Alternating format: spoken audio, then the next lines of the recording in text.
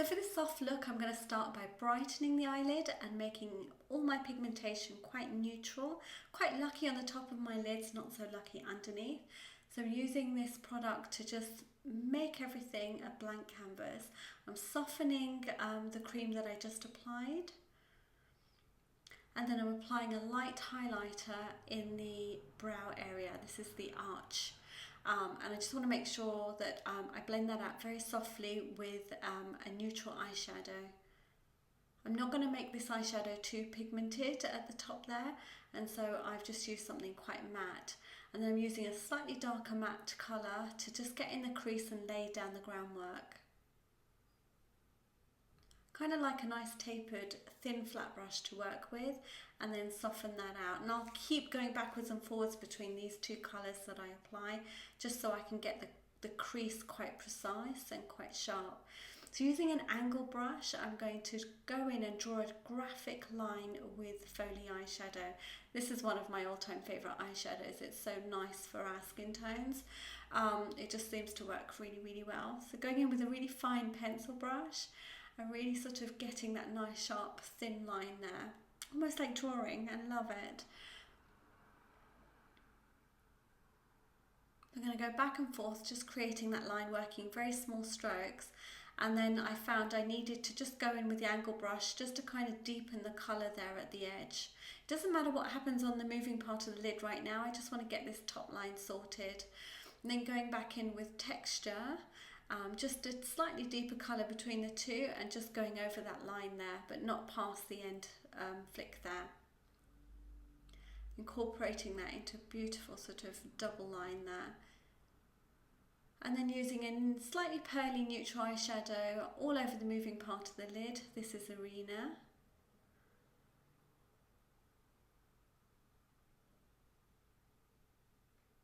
And then highlighting the inner corner and slightly upwards too, just that sort of that area between the bridge of the nose and just under the top of the eyebrow there.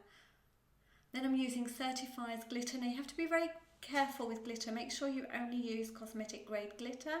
This is cosmetic grade, and even still, just keep very, very precise, work slowly with it, and make sure none of it gets in your eyes, and be careful when you're taking it off too, just in case. Glitter can scratch the eyelid, so do be very, very gentle with this. This adhesive is really good. It doesn't come off very easily, which is good because your glitter stays stuck the whole time through. And the way that glitter works is that it just kind of sticks only to the glue and nowhere else, so you can't get it anywhere. You can't make a mess of it as such. So I'm just deepening all the colours that I used before. And then this is the first time I'm using this eyeliner, and it's really, really difficult still for me to record eyeliner on camera and not blur out, but I think I did an okay job actually.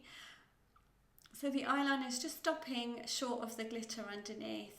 And then this is, Eliza will kill me for doing this because I was told only use this at night. It's my oil, and I just find that I need a bit of hydration before I apply foundation. So mixing my corrector and my foundation onto my hand, and then onto taking that onto the brush and then onto my skin. And I like doing it that way. It warms up the product and I don't get it so orangey that even after I put on my foundation everything looks orangey. I didn't want that, so I mix it all beforehand. And then once I'm done blending that on roughly, I'll then go in with my foundation on top and blend everything together.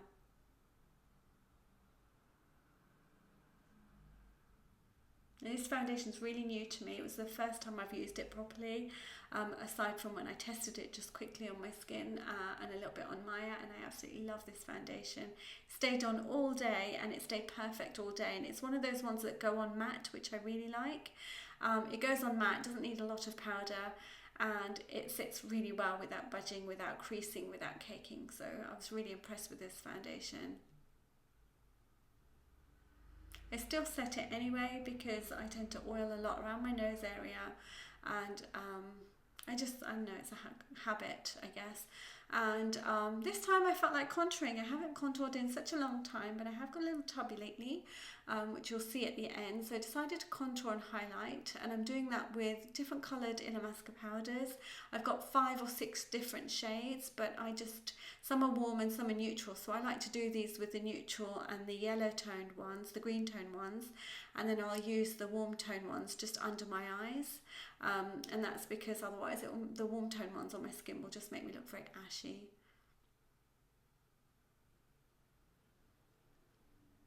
Darkening my brows the way I like it, which is thin and natural. And then instead of using eyeliner under my lids, my waterline, this time I'm just going to line the lower lashes with black eyeshadow and then put a little white glitter.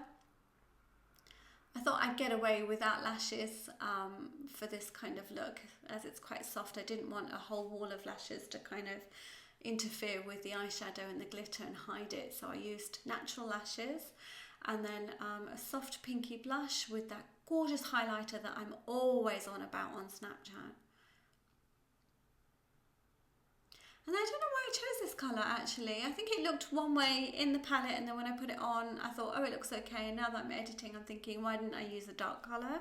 I really wish I'd used a really dark sort of burgundy colour instead. But I think it's because it matches my outfit that I chose this colour. So I accessorised, of course, with my jewels from my web store and my own custom designer set, which I absolutely love. Perfect look for Navratri. A little does take time, so maybe not for those of you after school. I hope you enjoyed it. Thanks for watching. Take care. Bye.